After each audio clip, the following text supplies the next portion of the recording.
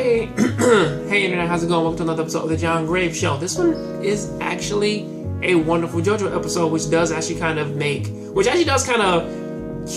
that shit in the bud of saying like, well, now Koichi's tiny, he's small, and he's just gonna be the workaround like character who has to be saved, and it's just like a nice guy who sort of gets like caught up in situations, and he's gonna need Josuke to save him, or at least with these later panels, or at least like these later two parts, is like with Stardust Crusaders and now this one, it seems as though that they're really trying to develop most of the other characters by actually giving them fighting roles and actually not making them just stay in the background like how Speedwagon did for the first JoJo and Battle Tendency, and them just making characters who show up, get their ass beat, and then that's pretty much the end of it. I.e. look at like Von Stroheim in the Battle Tendency thing. So that is a good thing. I mean, like, none of these guys, they look as strong or as powerful as, you know, most of the other characters in Stardust, but still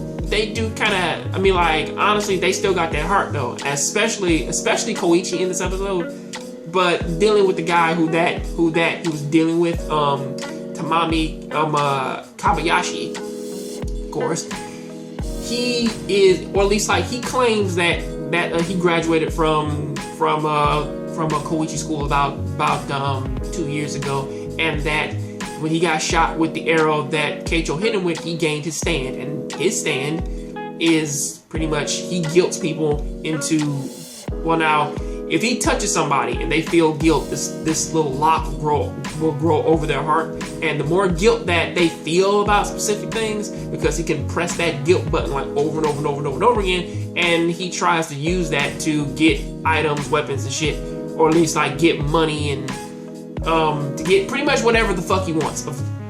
Like even going so far as to threaten Koichi's mother and his sister, of saying like that he wants them to sign over their house, their deed, their title, all that shit. He wants everything, because of course he's an asshole who doesn't want to work for anything. He just wants to guilt his way through life and have people give him shit. But still, even with that though, it's like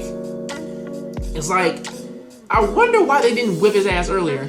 Because of course, because most of his scams don't make any sense, or at least I kind of have that Josuke appeal to me, to where, or the Josuke and the Jotaro thing of saying like, okay, Koichi ran over your cat. Why the fuck was your cat in a bag in the middle of the street and you were casually sitting over there sipping on a drink? What the fuck? Like, I don't feel guilty for that. That shit's on you, motherfucker. I mean, like, I'm sad that meant the cat is dead, but fuck you. But which really didn't even turn out to be a real cat. It's just a box and some other shit. Then he gets punched in the face, then tips back, and then falls on his thing, busting his own head. Honestly, at that point, you just stomp him the fuck out, because it's like, I don't fucking like that guy. Beat his ass. But of course, like, that ass beating didn't come until the end of the episode, where that, of course, Koichi did actually go Super Saiyan, in a sense. Actually, everything about Koichi's character is actually supposed to be a nod back to Dragon Ball Z, because when you do look at his stand Echoes, it does actually kind of look a bit like Cell, even though the ability is more or less akin to, he can punch somebody and then put sound effects over their body, and then the sound can actually affect their eardrums and shit. So it's actually pretty cool.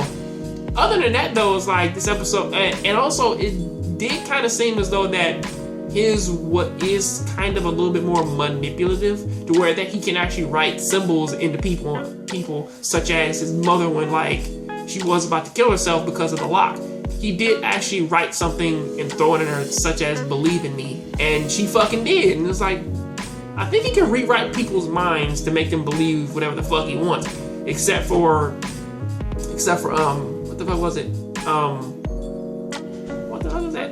Except for like, it doesn't work on people who have high will, so that is something. Other than that though, Echoes is actually pretty cool. I actually want to see more of it, but this episode does kind of end a little bit, you know, tamely, so, you know, it's nothing big and as grandiose as what the last one was, but still, it was a welcome addition. So, and it was actually a good moment to give Koichi like a badass moment to say, yeah, you can't fucking threaten me, and you can't threaten my family in front of me. So yeah, you do that, I'm gonna fuck you up. So that is something that I do like. But until then, that is what I have to say about that. I'll see you next time on the next Jongravesshow. Keep watching anime, keep playing video games.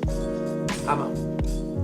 Hey internet, how's it going? I'm Batman, and I'm here to tell everybody to go ahead and check out this little book right here. It's called Ibarra. It's by my friend Deshaun R. Smith, and my book is in the back. My book is called Noir Prophecy, along with our crazy little collaboration book, Mizuki Dragon Warriors. And you can read the first introduction, or like you can read the introduction, the first few pages of it, and go ahead and check it out and show us some support and love. I'll leave a link down there in the description for it. Also, if you like this video, please go ahead and click over there and go ahead and click on the link, and it'll take you right to my last video. I'll see you next time on the next Jongravesshow. Please keep watching anime, keep playing video games, and remember, I'm Batman.